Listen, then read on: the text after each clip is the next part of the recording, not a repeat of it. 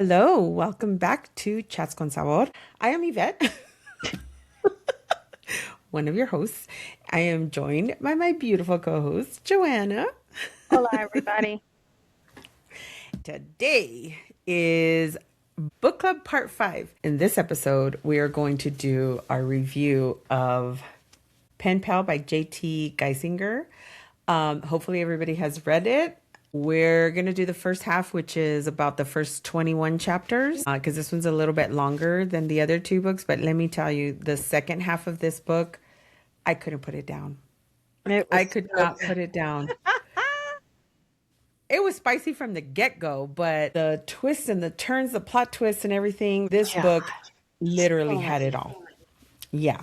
Yeah, it was crazy. Did you enjoy this, Miss Joanna? I sure did. I even called you and I was like, oh my Like, what the heck? And I said, catch up, get up to, what was it? Chapter 20, chapter 21. I was like, catch up, because, oh my God. Yeah, it's wild. Stay tuned for next week's episode as well, because we're going to be doing the second half of the book. And wowzers. God. I never looked up JT and she is gorgeous. I never looked her up either. I don't know what she looks like. Oh, yeah. She's gorgeous. She's gorgeous. All right. Well, let's start with our book summary from Miss Joanna. Oh, my God. Just the first 20 and just the first 21 chapters. I like freaking drool because I want to tell you everything. So I think she picked some pretty cute character names too. Yeah. I like her name Kayla, which is like not a name that you hear all the time on like stories and stuff. And Aiden. I was telling Yvette, it was so funny because when I was reading some of the beginning of the story, like Kayla's like telling she had lost her husband. And God, it's so hard to summarize. I hate when she does this to me. So she lost her husband, so she's mourning. They had purchased this beautiful like Victorian home that they were working on when he passed away. Passed away. And so the house needed some work. Kayla's character, she's an illustrator. And so she starts having like all these weird things happening in her house. And she has a roof leak, and then she has electrical problems. Then it makes me giggle. I know. Look. And so she has all these things. And then she ends up hiring a handyman who's a trip. He's like when I pictured his character, I pictured him as a hippie, like straight up hippie. She could smell like the Mary Jane on him and all that. And but I kind of like their interaction because he's just like, hey dude, and all that. Anyways, so then man. At first I was like, maybe he's trying to say ma'am, but no, he's like, hey man. That type of, man. For me, it was more, I pictured him more like what's the guy from Scooby-Doo? Shaggy from Scooby-Doo. That's what I pictured him like, because she describes him as this not long, but tall, lanky dude, skinny, had kind eyes, but he was just kind of eclectic. So yeah. I pictured him as Chong from Cheech and Chong. With the hair and the bandana. Like, hey man. Yeah. That's how I pictured him. But Shaggy was a good one because he is tall. I think his name is Michael. Mike? Eddie. His name was Eddie. Eddie. Okay. So anyways, he sorry, I didn't mean to butcher his name, which I'll probably do because we go back and forth on all this while we're doing Oh these yeah. summaries. And Mm-hmm. I also loved her maid, well, not her maid, her housekeeper, Fiona. She Fiona. was cute Yep. with her Yep. little She accent. was. Um, the setting, just to give you kind of a visual, the setting is in I think it's called Bainbridge Island. Bainbridge. It's an island right across from Seattle. So it's Hmm. up in the Pacific Northwest, always raining, storming. There's a lot of trees, woods. Just picture that picture kind of like a Forks from Yeah, from Twilight. Twilight. Yeah. I love how So, she, well, when you get into the book and stuff, she actually describes how quaint the little town is and all that. mhm. So I could like picture myself in the car like driving when she was describing it. I think JT did a phenomenal job with telling the story. Like Yeah. just I mean, she she did a really good job with this book. Hmm. Um Hmm. so anyways, but let me just read you what Fiona looks like. I don't know, there's always one character in the book that I just absolutely love. Um, sh so she's of Scottish descent. I listened primarily to the Audible, and Hmm. I got the PDF so I could like go through it, but I have to describe her to you.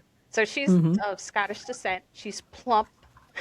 She's plump and attractive with bright blue eyes, rosy cheeks, and stout legs. Just love that she Oh, said that. It was so cute. Her like this hands little tiny woman. Yeah, her hands are red and rough from years of work cleaning the house. Those somewhere north of 60. She has a lot of energy for a woman half her age. But just her quirkiness um is adorable. But the one thing she tells Oh. she asks Kayla is like, "Are you staying here?"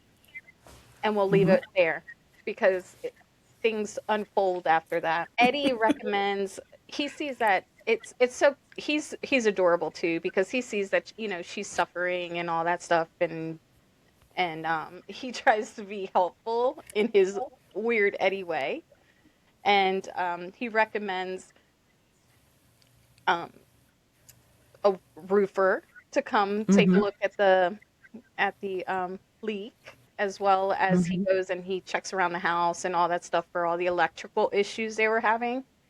And Right. so she ends up calling the roofer because the roof just keeps leaking. So that is when Aiden comes in. Hmm. And his character is it's just his character is just it's a he's a ball buster, but very he torments her. It's almost like he knows in a flirtatious way. He knows he doesn't know what she's going through, but he could see that she's going through something. Yeah. So they start like He sees that she's tormented. yeah, yeah. Yeah. He sees it like straight up. But anywho, so that happens. They do their bickering back and forth, and then it moves on. I'll probably skip some stuff because some of these chapters are kind of long because she's Hmm. so detailed and giving so many like descriptions and stuff. But the flirtation goes back and forth, and Kayla's feeling it. She's feeling it, you know? She's feeling him. Yeah, she's feeling Well, she finds him attractive, but she's in mourning, it. right? But she does find him attractive. He's like a big lumberjack looking guy. And my next thing is we're gonna introduce Kayla and Aiden. So Kayla is not your typical like skinny, scrawny girl. So JT does a good job, just like Nevessa did with Allie. She's not like your petite little girl. She's kind of tall for a woman. Like she's like 5'7", 5'8", around there is what I'm guessing. She never says this is how tall I am. No, she just describes her. Yeah. And she's not thick, but she's not skinny either. And she's also not like very fit. She doesn't have rock hard abs. She's not a workout person. She's a children's book illustrator. So she She's works from kind of the home. girl next door kind of looking, like Yeah. not Yeah.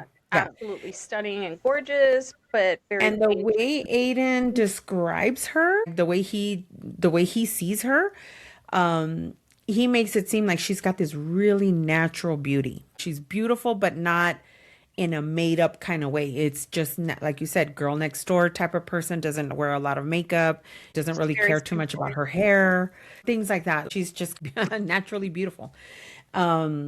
So I like that the characters are very relatable, right? I think she kind of describes herself. Yeah. JT does. Well, I haven't seen her, but But she it is. She's seems like blonde, blue-eyed, and she's yeah. yeah, yeah. So, Aiden, on the other hand, is this big old, he's like another Josh, right? And he's also tormented. He's got his own trauma that he's gone through. So he's very quiet and he's kind of a like let me suffer in silence, doesn't have a lot of friends type of thing, right? Yeah, he's very reserved. Yes, very, very reserved. He does have a friend who's kind of big like him, tall and burly, lumberjack looking guy. But that guy has a girlfriend, and so they've all known each other since high school, and they've just basically remained friends. Other aside from them, though, he doesn't have a lot of friends, and he just kind of keeps to himself until he meets Kayla, and then he like completely falls for her, right? I do like the dynamic between them because they they banter almost right off the bat, and she's very quick-witted, and she kind of comes at him like every time he throws something at her, she has something to throw right back at him. And that's what he loves about her is Yeah, that she doesn't let herself. Yeah, and she but doesn't back down. to continue with our summary because Yvette pretty much told you what the characters are like. Uh huh. Eddie in his John Lennon shirt. Oh my god, so cute. I can't even. Some of these characters are just adorable. But anywho, all that But happened. that's a key point though. John Lennon. Why John Lennon? Right? Like just a key There's a point. lot of key points here. Yeah. I can't read you any of the letters. So I will tell you that what I like about this book as compared to the other two books, this book jumps right into the story, doesn't take a long dragged out approach to set, all the characters up and let me introduce you to no, it's it's just boom, boom, boom, literally boom, bam, boom. here we are.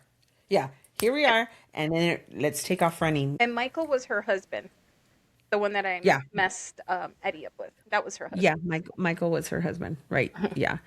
And of course she's like we said, she's devastated because she goes to his funeral, and then she comes home and she's basically in this big old house all by herself, and she's kind of worried. She's worried that the house needs a lot of work, and that's when she starts looking for numbers or whoever to call, and she finds Eddie, and then Eddie leads her to Aiden, and then Aiden leads her to Jake and his friend Jake that does A security. a security system. So yeah, so a lot of stuff starts happening, weird stuff starts happening, right? And it just everything starts happening fast. She starts seeing a shadow person outside of her house, and um, let's just get into the meat and potatoes, woman. The summary's killer, man, because there's certain things I can't say. All right, well, let's talk about Dante and the weird way. Dante's another character, and the weird way that him and Kayla interact. So she comes home from the funeral, right? And she runs into Fiona, and Fiona asks her if she's going to stay. Are Hmm. you going to stay in this house? Because, wow, why are you here, right? Like, I would leave, maybe. That's the kind of tone that chapter sets up. And then she sends Fiona home. She goes and locks the doors, makes sure everything's locked up and everything. She turns and she has like a credenza or something right next to the doorway. And she finds a letter. So tell us about the letter and who it's from. So the letter that came in was from Dante, the other character in this. Oh my gosh, it's so freaking. I really love this book. I even told um, I even told Yvette, I was like, I really love this book. Mm-hmm. But I wanted to um, just read like a little uh, tidbit of what the letter said that she received. Well, it's in the back of the book. Well, it says, here goes. It says, wait, no, that's the next letter. Where's the first one? I should have highlighted all this. Okay, just read what's on the back of the book because I can't find it. This time I brought my handy dandy glasses. So, okay, so it says the first letter arrived the day my husband was buried. It was postmarked from the state penitentiary and it contained a single sentence: I'll wait forever if I have to. It was signed by Dante, a man I didn't know. Out of simple curiosity, I wrote back to ask him exactly what he was waiting for. His reply: you. Yikes! Oh, let me read let me read this response back. Well, his response back to just remember Dante and what the words he's saying. These are key Mm-hmm. to where it leads you towards the end. But I love what he wrote to her in chapter 3. It says he was a little upset, a little possessive, because he was like, "Dear Kayla, you didn't respond to my last letter, which I understand because you think we've never met. You're wrong. I could bore you with the details, but for now, just trust that I know you. In every way one person can know another. I know, I know you. I know the sight, sound, taste, smell of you. I know I know your darkest darks and your lightest lights. I know your dreams, your nightmares, and every secret you've ever kept hidden. All those nameless desires you have admitted even to yourself. You never admit it, not even to yourself. I know the shape of your soul. I know your hands tremble as you read these words, and your heart beats as fast as a hummingbird's wings. I know you want to tear this letter up, and I also know you won't. How I need to touch you, how I need to hear your voice. I can't, of course, because I'm here and you're there. But the distance doesn't matter. Longing, longing go away. I can still taste your skin. Yikes. Oh my So, God. because of the title of the book, Pen Pal, you kind of settle in, and these letters are going back and forth. This whole thing about Dante is right at the beginning of the as soon as it's like in the first 5 6 chapters, right, back and forth with them. So you kind of settle into the idea of this is a story about this woman who is writing back and forth to somebody in prison, right? And how does he know her? Well, that's the mystery. How does he know her? Who is he? So that's the mystery of the book. But then enter Aiden. He comes back. He leaves after that first encounter, after looking at the roof and everything, and them bantering back and forth. And he comes back the next day, and she is all disheveled. Her hair is all over the place because she has a really rough night that night. One of the letters from Dante, the lights flicker in the house. Somebody rings the doorbell. She goes to the door and there's nobody there. Like, so things are happening. So then you start kind of wondering, is this a ghost story? Right? Because is she being haunted maybe by the husband? He doesn't like the fact that she's attracted to Aiden, or maybe he hasn't moved on. But then the story kind of evolves into this story about Kayla and Aiden. So then you're like, well, wait, what happened to Dante? Like, what the Oh, hell? Like, what's happening here? that little fucker is still around. Dante and Kayla, their interactions were only through these letters, only ever through these letters. With Aiden, he was in front of her, he was there with her, and a lot of stuff ensues from that. Okay. But let me so her possible explanation for what's happening, right? Yeah. Someone's fucking with her. She's like, I immediately crossed that out because obviously someone is fucking with me. The question is Right. why, and I mean she's going through it. Like she is trying to pick this shit apart. Then Right. it's like this Dante person saw the article in the newspaper about the accident. He smells money. He's trying to pull a lonely widow scam. Like she's like railing. So just to give you an idea of where her head's at, and she's like, he's in prison after all. Hmm. Like that to her, Dante's in prison. Like that's So I he's think obviously a criminal. yeah. Yeah. Mhm.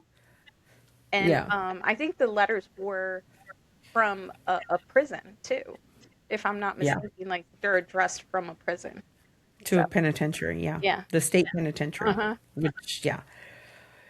Do you like the way that JT introduces the characters, and then compared to the way Nevessa did? I personally do. I like the fact that we jump into the story right away. There's not this long drawn out, which is what I kind of didn't like about Lights Out, because there was like, I don't know how many chapters of just character introduction, and I was like, good lord, shoot, what's the story, right? So I almost feel like that was a lot of filler in Lights Out. Like, I feel like the audience or the reader is pretty, or should be pretty with it, to catch on to these characters. So I personally like the way JT just kind of, here you go, a little bit of information, and let me tell you the story, because now you're gonna really get to know each Yeah. character It's almost with like the story. she gives you breadcrumbs Yeah. and then she twists it on you and then she just continues. I told you, I was like, I really like because it was like boom, and you couldn't put the damn book down. You just wanted to keep reading it and listening to it, and just I Yeah. was like, I was telling her, she's like, you gotta catch up, you gotta catch up, and literally in a day, I read 10 chapters in a day. Yeah. Um, Yeah. I read about, I think at one point I was at 26 and I made it all the way to 40. yeah, That was the it's a one night. long book. I stayed up to 2:30. I think it was 2:30, 3 o'clock in the morning, just reading, because I could not put it down. And the last time I read books like that was the Twilight series, where something was happening and I was just like, oh my God. It's like when you watch an episode of a show you're watching and you're so tired, but it ends on a cliffhanger and you're like, wait, no, I gotta watch the next one now. And then you One just keep more. watching. Yeah, just one more, just That's one it. more. That's how it was for me when I was reading this book. I love the I way loved it too. the I really story did. was. It was only from Kayla's perspective, but that was fine for me. I'm good. I'm with her. Like, let's go. But Yeah, technically, it is her story, which makes yeah, sense why she's so. It's just her because it's yeah, her story. So yeah, yeah. yeah, I loved it. It was like boom, boom, boom, boom, boom, and people Mhm. would. I have a long way home, so I would listen to it in the car on the Audible, and someone would call me, and I would just hang up the phone just so I could keep listening. We'll talk later. I'm in the middle of something. I got homework, man. But the story, I mean, and especially the description of, so I really loved the sex scenes between Aiden and Kayla. JT was very, very descriptive with Oh, those yeah. scenes. Mhm. So, my next question to you is, do you think that this book is, or was this book as spicy as you thought it was going to be, or did it exceed your expectations? And do you equate it maybe a little bit of like the 50 Shades, the whole Look, role playing and everything? she knocked my socks off. That's all I gotta say. She knocked my Yeah. socks off because you would not see this shit coming. Like, I'm like, this is more my speed. I like this. Uh-huh. I like this. So yeah, and they I think the detail and how descriptive she was of the intimacy between them two, and he calls her her little bunny, his little bunny. I love that. But Mm-hmm. you could just see, it was almost like you could feel their passion. Mm-hmm. Like they had like they truly loved each other. There was just true chemistry. There was so many things that you could just feel through her storytelling. I feel, Mm-hmm. even when she was Mm-hmm. describing the dude that was watching her from the outside, like I got like goosebumps. Chills. Yeah. Yeah, Yeah. it's like you Yeah. could No, feel it's like stuff. you were there. Like Yeah. you were Mhm. there as Kayla. This author was very, very descriptive. Yeah. Um, the one thing that kind of made me cringe a little bit, but it's because I'm not into the whole sub dom. I don't know why. I'm just not into it. I think honestly, if I'm gonna get like, if I'm gonna psychoanalyze myself, it's probably daddy issues. But the whole thing with her calling him master and him Oh saying yeah. yes sir. Was in it to win it. I know. And then the whole like, oh, we need oh my God, a safe word. Hmm. We need a safe word. That's why I was saying it kind of gave me 50 Shades vibes. The first 50 Shades, that one actually, like, I, especially with the movie, the books were intense, super intense, but the movie kind of it left a sour taste in my mouth at first. I had to rewatch it several times in order for me to really loosen up about how dominant he was and everything, Mr. Gray. Yeah. So when Aiden was putting himself in that position, even when she went to the bar, their first real Mhm. interaction when he was telling her like, "Do you find me attractive?" and she was like, Yeah, he would corner her. I loved it, but she would be like, boom, she would just respond back. No, but the mm-hmm, safe mm-hmm. word, wasn't the safe word cheesy or something like that? I think it was cheesy. It was something random, and I was like, what the heck? Oh, I think you're right because she goes, because this is cheesy. Yeah, Because using a safe word is cheesy. So yeah, cheesy. I yeah, think you're right. I think it was cheesy, maybe. yeah. That's what stood out to me. I was Yeah. like, really? She picked cheesy as her safe word? I'd be I laughing think he every gave time. he gave her the option of using pineapple. He's like, Yeah, you will use a word, a random word that you wouldn't use normally during sex. I think that's when she said, okay, cheesy, because this is cheesy. Like yeah. she didn't want to It's cheesy. she didn't want to use Spelled a safe out word. cheesy. Um, so talk about the first time. Well, let me see. Hang on. Let me see where I'm at here. Actually, let's go to our slice of advice. So let's do that. And then when we come back from our slice of advice, I want to talk about the first time that they had sex. Okay. So, ladies and gents, here's my slice of advice, and it's for you ladies that love married men. Oh, Lord. Man, slow down and pay attention to this. If he can betray the woman he vowed to protect, believe this will not stop with you. Mm-hmm. Borrowed love always costs more than it gives. Guilt, pain, regret. You don't win a man by hurting another woman. You just step into line and you will be next. When you get Oh, yeah.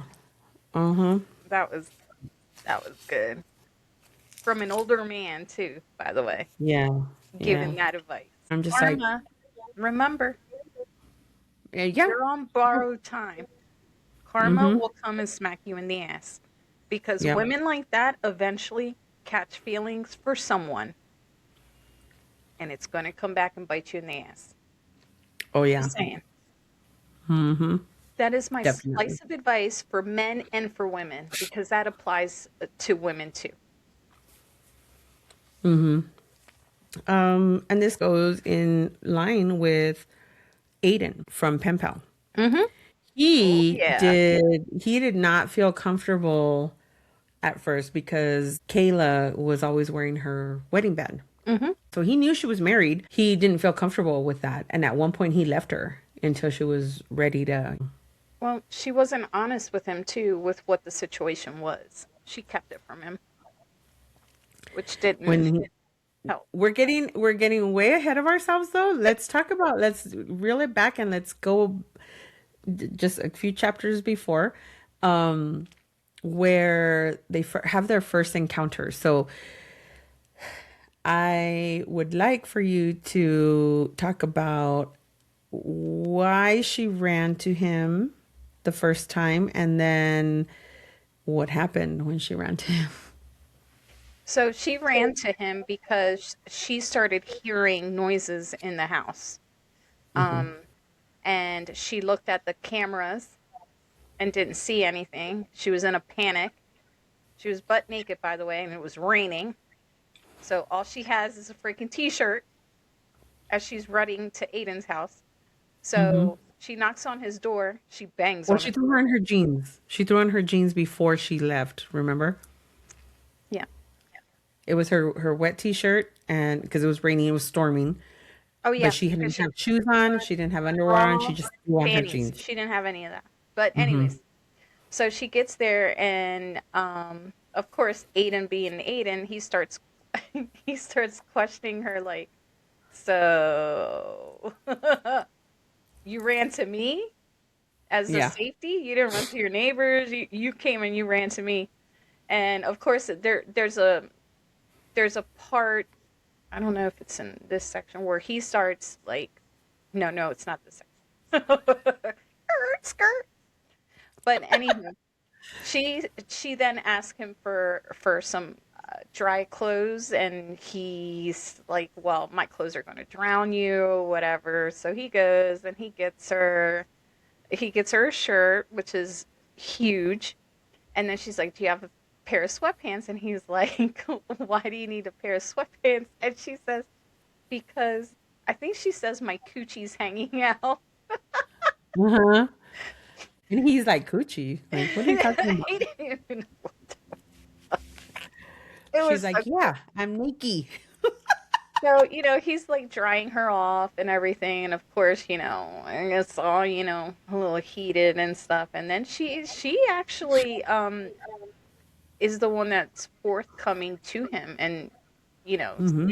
starts like, that's not the only thing I want you to do. And then they start making out and all that good stuff.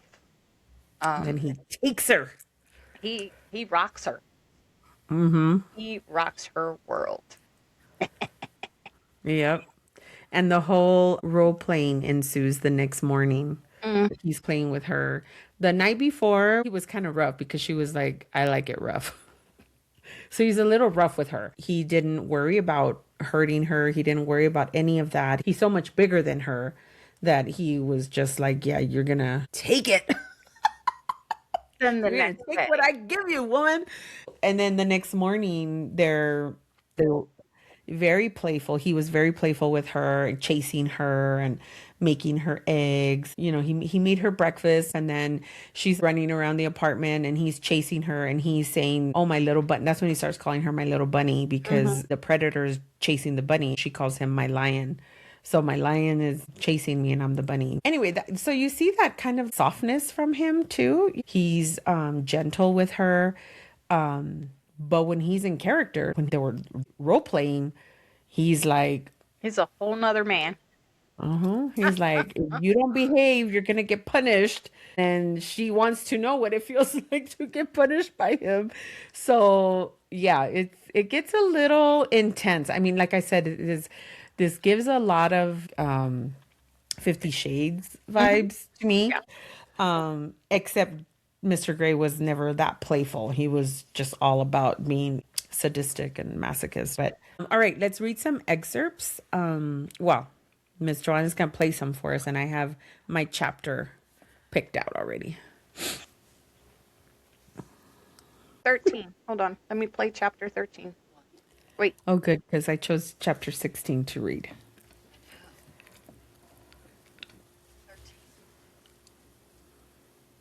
In stark contrast to his snarling savagery as he took me, Aiden is silent, gentle as he washes my body under the warm spray in the shower.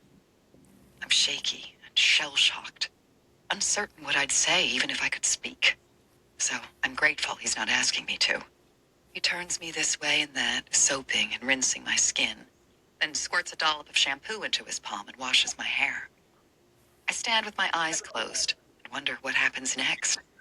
I've never had a one-night stand, so I don't know what to expect. I don't know the etiquette involved. Am I supposed to ask for his number? No, I already have that. Do I thank him?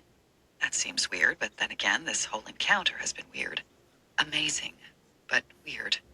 I can only imagine how awkward the goodbye will be. Me standing at his door in bare feet, my wrinkled clothes that probably aren't even dry yet, trying to act nonchalant and utterly failing.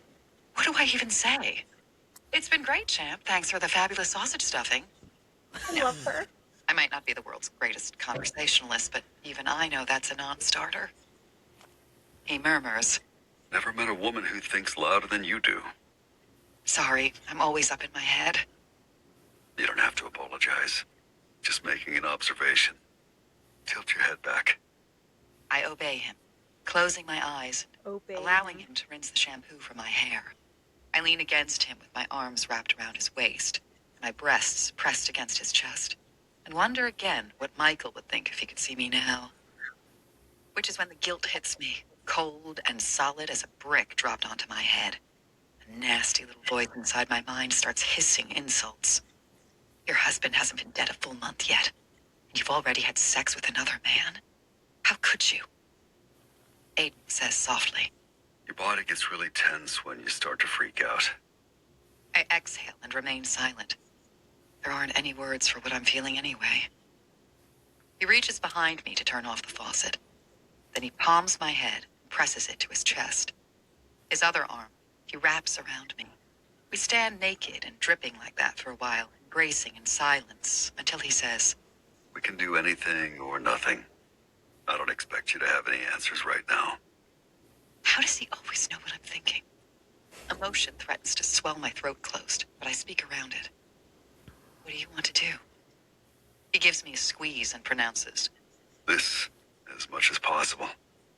my laugh is soft. Oh, that can be arranged. Stroking my wet hair, he presses a kiss to the top of my head. You sure? I know your situation is complicated. I don't want to make it worse.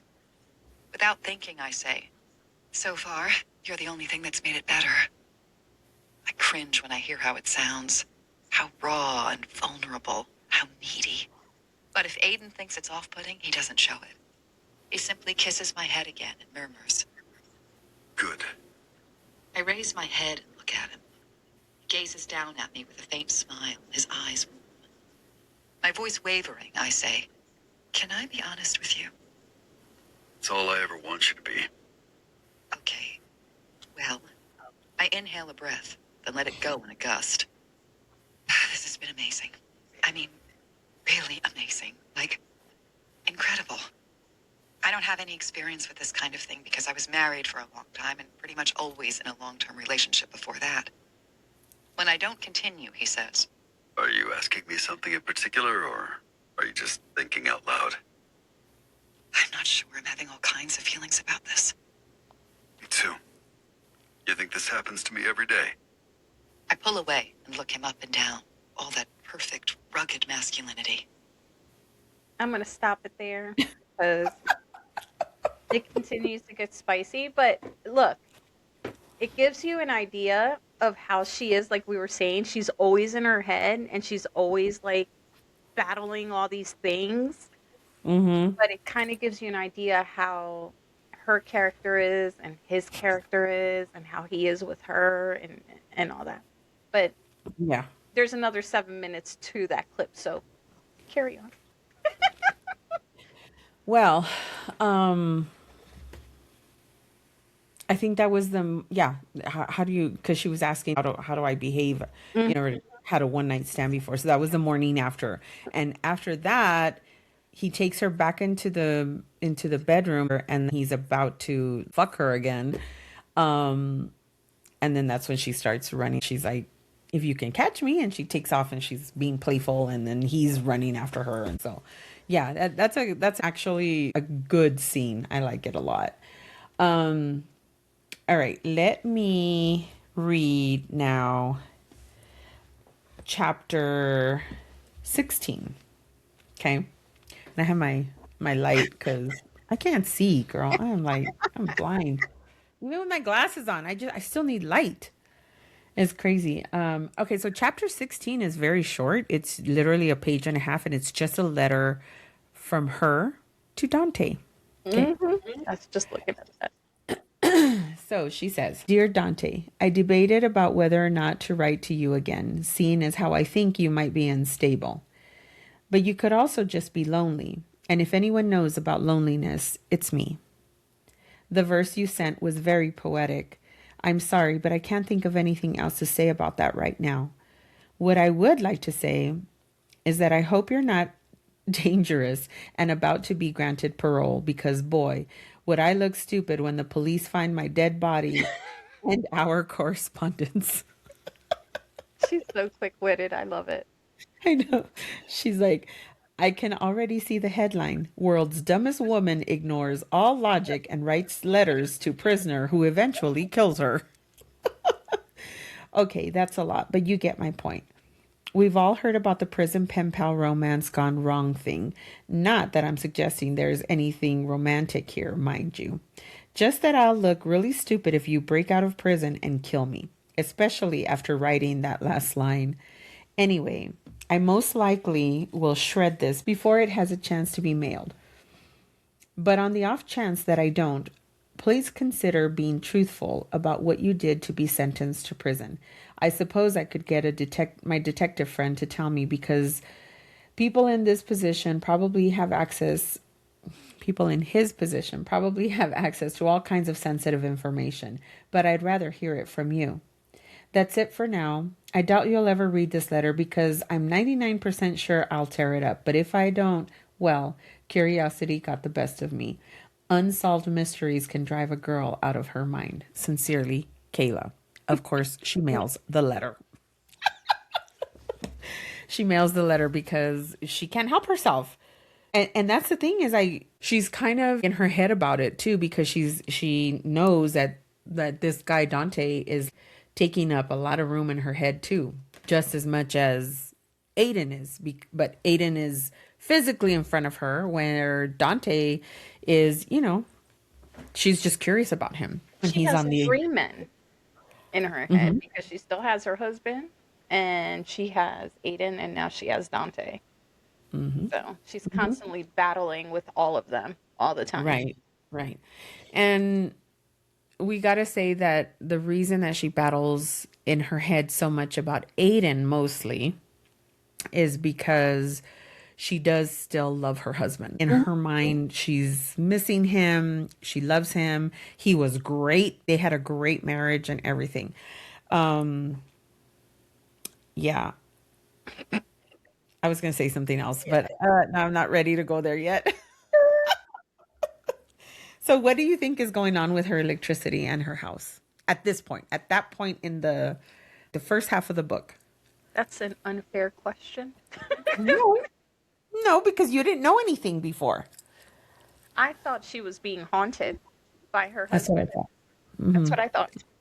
That's what I really thought too. that he was feeling away, or there was more to the story on how he passed away, and he was trying to communicate that with her. Yeah. That's what I Yeah. thought. So up to that point, I agree. That's what I thought too. Michael doesn't like the fact that she's moving on so fast. Maybe there's unresolved issues or something. And then, now I'm ready to say it. So we get a clue about where the story is going, right? The following day, before the sex scenes, okay? Before the sex scenes and everything. And it's a very small little. JT does a good job of, if it were a movie, it would be something that the camera would focus on, but then okay, something else happens to take your mind away. But it's a little seed, right? That they're Yeah. planting in our minds. So She puts when breadcrumbs everywhere in the story. right, right. So when Aiden comes back the next day to start on her roof and everything, when she decides, okay, yes, I'm gonna hire him again. This is before all the sex scenes.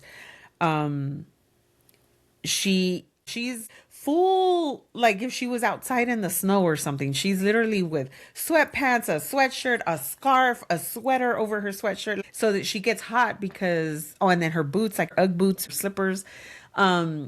When he comes, and that's why, and her hair is all a mess and everything, right? She looks like a hot mess, right? Because she had a very rough night, and she drinks heavily. She drinks a whole bottle of wine every night, mostly. She was hungover, and then she goes to get the door, and he looks at her like, "Damn, you're looking rough," right? Pretty much. But he thinks she's super beautiful, right? Even like that, she's super beautiful. And then she takes off her scarf once he leaves, and she's I guess she has a mirror or something near her doorway. So when she takes off her scarf, she looks at herself in the mirror and she's like, that's interesting. She has hand marks, finger marks, hand around her neck. And that to me was a really major clue. And again, it was just a second, and then something else happened that she had to go and run to go see whatever it was that was happening. We're not figuring out what that hand mark is, like bruises. So of course Aiden didn't see it because she had her scarf around her, right? And why did she have her scarf around her? We don't really know, right? So anyway, that was my first clue that I was like, okay, yeah. At first I thought like, okay, with all of the, she's being haunted. And then, so when then she saw the bruises around her neck, that's when Didn't she I also knew. see when oh, dang, I need to start remembering, like somehow I don't have a great memory. So somehow I need to start jotting down exactly what chapters for things. But this book was just so good. It Wasn't was. there a point though that she was actually looking at one of her wedding pictures and she also noticed that she had a bruise in her wedding picture?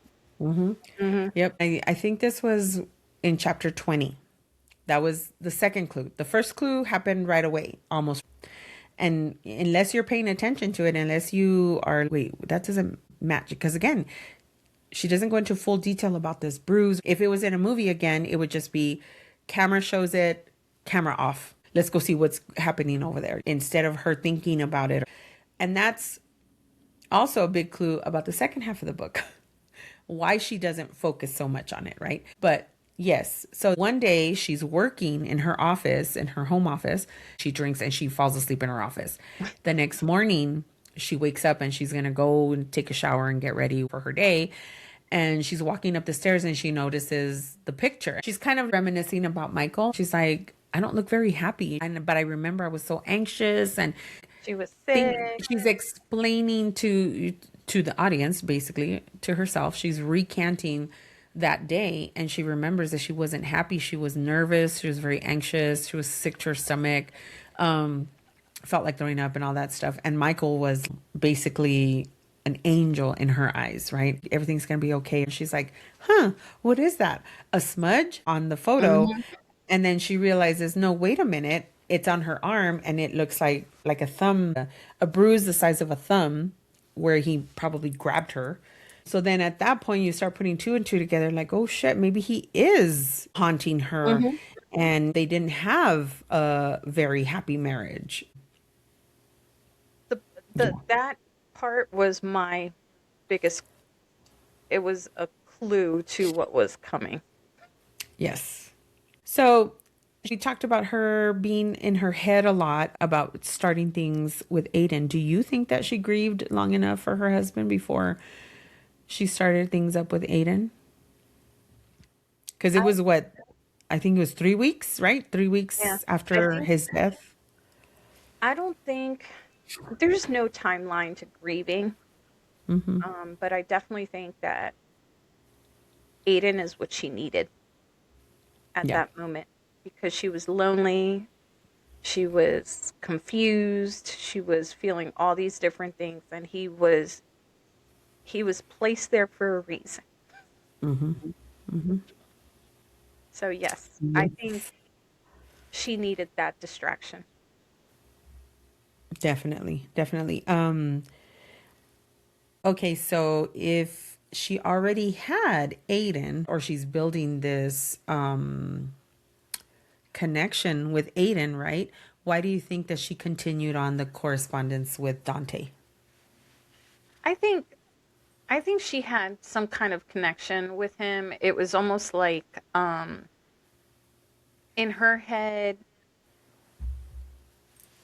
he was real, but he wasn't real. Like he had no access to her, so she could say what she wanted to say. I think it was almost like a little game for her too.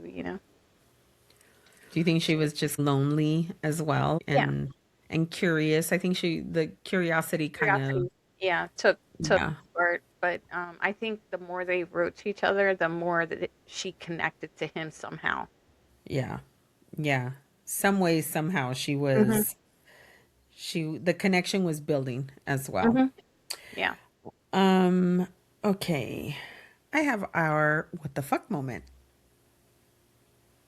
We're going to insert it here. This says scientists have discovered the world's largest spider web. Can you guys see that? I can see it. I don't know if you guys can, because it looks white, but you can see the spiders. Can you see all the Hmm. spiders? Yeah. All right. So this says scientists have discovered the world's largest spider web inside a sulfur-rich cave on the Albania/Greece border, covering an astonishing 106 square meters. I don't know how that translates to square miles, but yeah, I don't know. The web is home to around 111,000 spiders. I'm sorry, Nicole would what? be happy. She would be. I have arachnophobia a little bit, especially when there was that many. Oh, no. No, no, no. So it says consisting of two species that usually live solitarily but have formed a massive communal colony in this cave. The cave is permanently dark and relies on sulfur oxidizing microbes as the base of its food chain, supporting midges, whatever midges are, and ultimately the spiders. Genetic studies show that the cave dwelling spiders are distinct from surface populations, suggesting adaptation to this extreme subterranean environment. Now, I want to show you something. Hold on, hold on. I got something for you.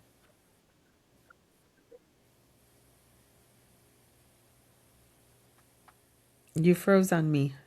Can you hear me? Yeah. Can you see that though? Can you guys see that? Ew, That's her hand. She's literally touching it. Blech. I know. Yeah. No, thank you. No, thank you. God, people are No, thank weird. you. Ugh. No, no, absolutely not. No, gracias. Anyway, that's my what the fuck moment for today.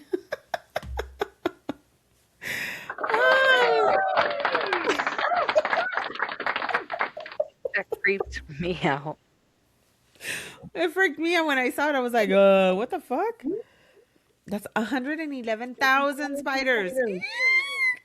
No. All right, let's get back to business.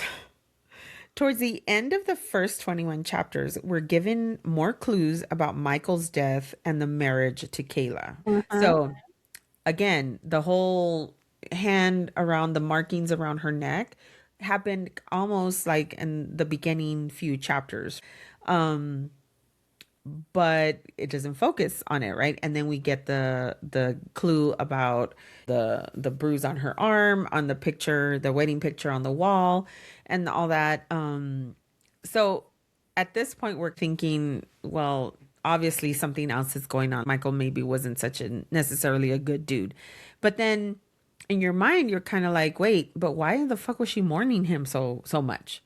Maybe that was subconsciously, that was her falling to Aiden so quickly, or so soon after after his funeral, Michael's funeral. Maybe that's why she was able to move on so quickly, but she couldn't take off her wedding band. Like, she couldn't bring herself to do it, right? Oh my God, I want that. I just like a, but I'm trying to check myself over here. I could see her wheels spinning. Oh my God. Wait till next episode next week. It's gonna be so long. So, what do you think about the marriage then with Kayla and Michael? Like, do you think that he was physically abusing her? Look, from the wedding picture and her saying that she didn't look happy and stuff like that, and the bruise, to me, I was like, this jackass, he had to be doing something to her. And she's like, so it's almost like, you know how when women are abused, I'm trying to use the proper word, and they still love that person no matter how abusive they were, there's still that connection. I feel like that's what she had with him Yeah. in that scenario. That was the second part of my question was, do you think she had Stockholm syndrome? That's what it's called. Yeah, Where I think she was like in love, or not in love, but used to, and started caring for her abuser, right? yeah, because she was alone, she was lonely, like that's all she knew for that long period of time, so Yeah. Yeah, she yeah, didn't that's have a what I lot of thought. friends. Yeah, they didn't have a lot of friends, but also she was very socially awkward, so she liked staying home, and she liked just being with Michael. Or so we think, right? So chapter 21. Chapter 21 was so good. So good. What we're going to say is this, because we don't want to give too much away, because we still have next week's for the second half of the book, but up through chapter 21. First of all, chapter 21 is confirmation that yes, this is a ghost story.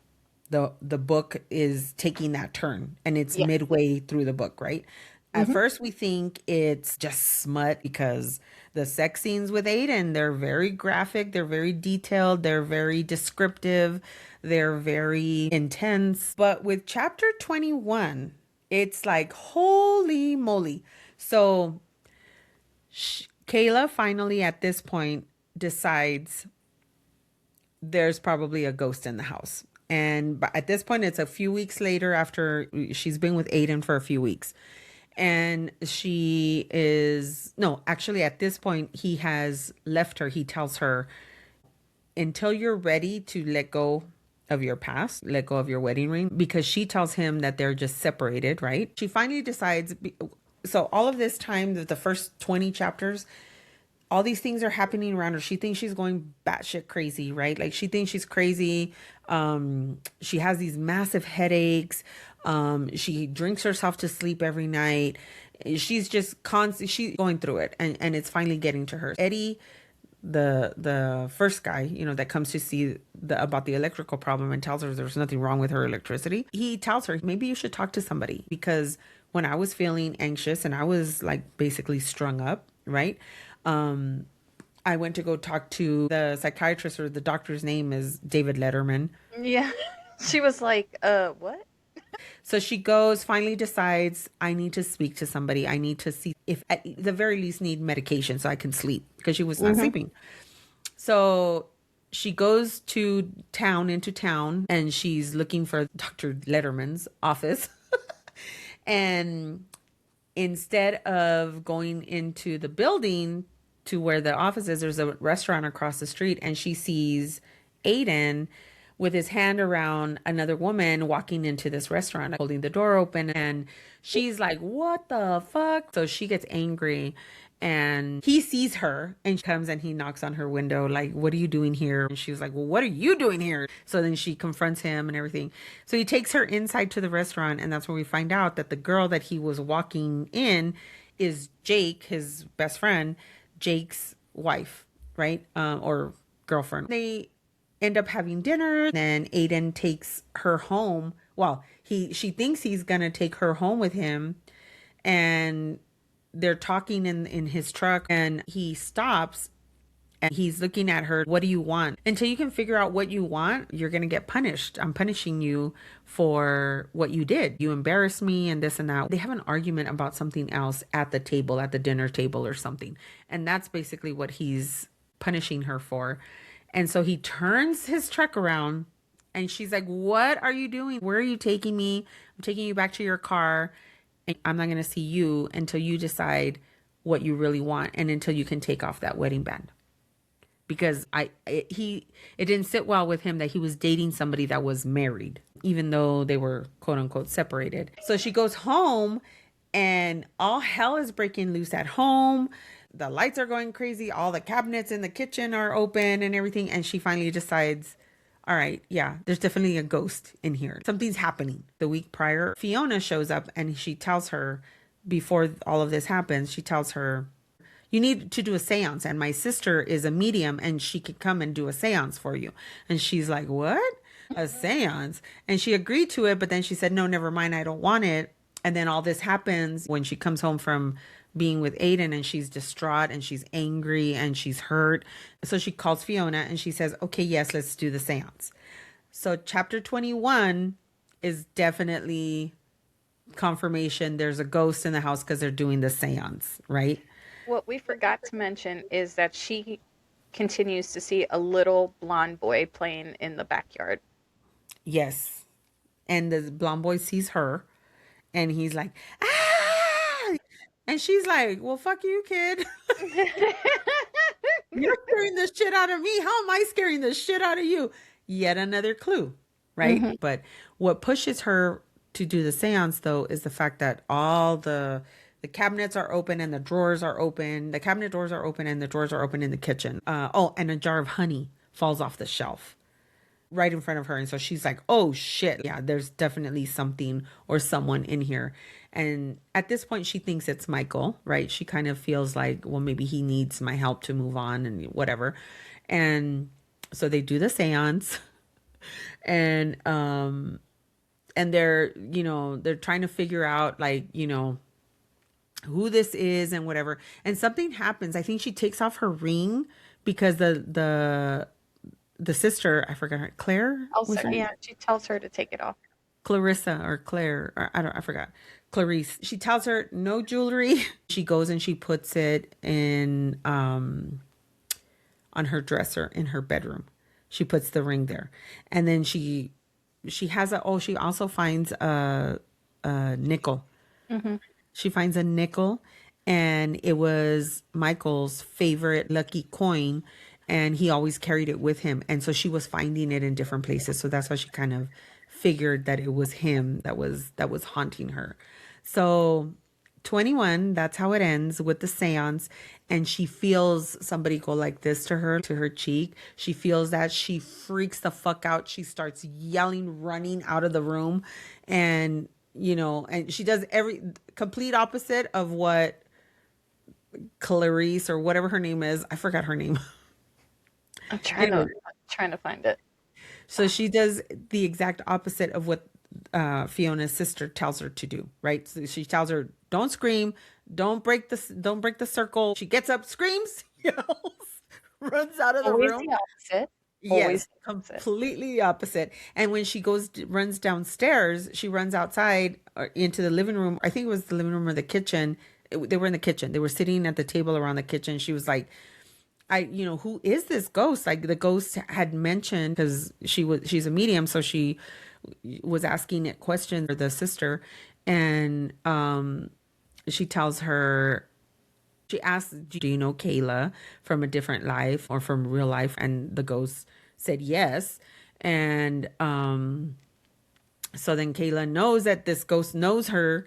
And so anyway, so she runs and they're sitting around the kitchen table going over everything that happened during the seance. And the ring falls from the ceiling. It falls and it spins on the table, and then it just stops there. That is how chapter 21 ends. Oh, no, it doesn't end there. Somebody asks her something and she's like, "Oh my God, I think I know who it is. I think I know who's haunting me." And she thinks it's Dante. So that's where it ends. We're going to pick it up on next week's episode because it gets so good after that. Oh my God, it gets so good. So good. Like, I just can't wait to spill the beans. Mm-hmm. Oh my God, I know. We're going to talk about it, and we're going to let Miss Joanna talk and say everything she wants to say about it. But we don't want to spoil it for up to this point because, to be honest, everything that we've talked about, this is all we know up to this point. Up to chapter 21, that's all we know is it's confirmation that the book, the story, is a ghost story. So what it has to do with Dante, we'll find out. What it has to do with Michael, her husband, we will find out. Yes, tune in. Why is it attacking Kayla? We'll find out. What's up with all the bruises and everything? We will find out. What's up with the little boy, the little blonde boy? We will find out. Now, for tonight, Miss Joanna is going to lead us out with our words of wisdom. Or wow. I have another brilliant one for y'all. And here it goes. Texting is a brilliant way to miscommunicate how you feel and misinterpret what others mean. Yeah. Yeah. People will take things in whichever context they want to when you're texting them, especially when it comes to their feelings or whatever else. Yeah. There's no emotions behind text messages. People put emotions behind text messages. Amen, sister. I will say though that sometimes texting is probably the best way to get at least your thoughts out, because sometimes when you're talking with someone or you're having a discussion or you're trying to talk about feelings, sometimes people misinterpret your words or your tone sometimes you can't find your words when you're talking to somebody because you're so angry or you're so hurt or they shut you up. They don't let you finish your thoughts. Well, you don't get to let those feelings out. So sometimes with a text message, it's easier because at least you can write them down and there's nobody interrupting you and nobody telling you, no, stop. They could read it. They could not read it. They could interpret it a different way. But I think miscommunication and things getting lost in translation can happen either way. So I agree. Texting is not the best way to have meaningful discussions, but at the same time, sometimes it's probably your only way because you can't get in the word edgewise. Sure. I say take the time, process, pick up the phone and call the person. Yeah, no, definitely major conversations need to be had in person, but sometimes you don't get the opportunity. You didn't get the opportunity. Bullet points. I mean, everybody's communication style is different, right? Yeah, I love bullet points, by the way. Kevin loves that. He's like, yeah, or when I come home and there's bullet points, she has bullet points right now. Processing, baby. Processing. Exhibit A. You like receipts? I'm giving them to you. I mean, relationships are hard anyway. Mhm. And communication obviously is key, right? Sometimes Yeah. it's hard because, especially if you're with somebody who doesn't allow you the space to actually get off your chest what you need to get off your chest. And then they expect for you to just, okay, let's be all lovey dovey again. Like, nah, bro, that's not how it works. Not everyone can rebound that quickly. Let me tell you, I came across something and it has to do with that.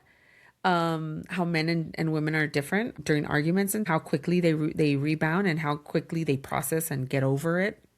But it's gonna come during season 5 because we have run out of time. Run out of time for episodes.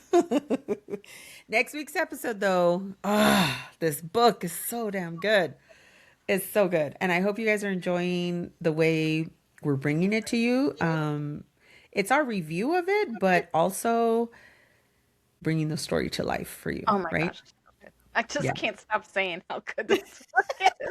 So good. I hope you guys have read it, and if you haven't, man, get to it. Go read and come back and watch us, and then let us know what your thoughts are. Yeah, it's good. All right, y'all. Adios, amigos. Thanks for joining us. Adios.